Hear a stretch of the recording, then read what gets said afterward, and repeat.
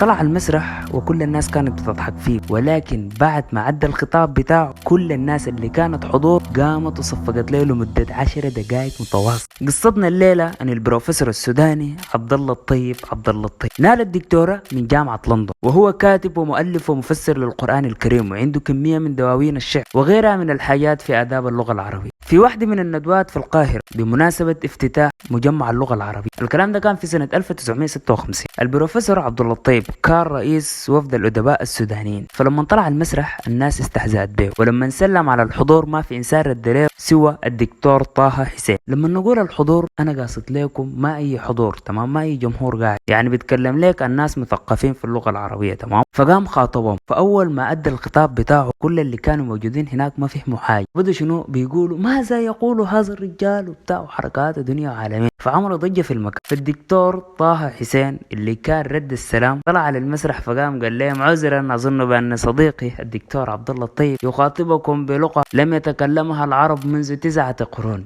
الله عليك يا بروفيسور. فبعديها ألقى الخطاب بتاعه، وبعد ما انتهى كل اللي كانوا موجودين هناك قاموا صفقوا له لمدة 10 دقائق متواصلة. شفت يا جماعة، دايما داير تكون إنسان بعيد، فكر خارج الصندوق. اتولد في التمراب اللي بتقع في غرب الدامر، ودرس في الدامر وبربر وكسلة، وفي كلية غردون اللي تكلمنا عنها في المقطع اللي فات، وهي حاليا طبعا جامعة. وأيضا درس في معهد التربية ببخت الرضا ومعهد الدراسات الشرقية والإفريقية. طبعا في سنة 1950 كانت جامعة الخرطوم عبارة عن كلية، فهو درس في كلية غردون ودرس أيضا في جامعة أم درمان الأهلية. وفي سنة 1961 كان عميد كلية التربية بجامعة الخرطوم. وفي سنة 1974 بقى مدير جامعة الخرطوم. وأسس كلية بايرو بيكانو اللي بتقع في دولة نيجيريا، وهي حاليا جامعة قائمة في حد ذاتها. وهو كان أول مدير على جامعة جوبا في سنة 1975. وفي سنة 2000 نال جائزة الملك فيصل العالمية في اللغة العربية. في 19 يونيو سنة 2003 انتقل إلى جوار رحمة ربه الدكتور عبد الله الطيب بعد عمر 82 سنة. واحدة من أبرز الشخصيات السودانية اللي كان لازم نتكلم عنها.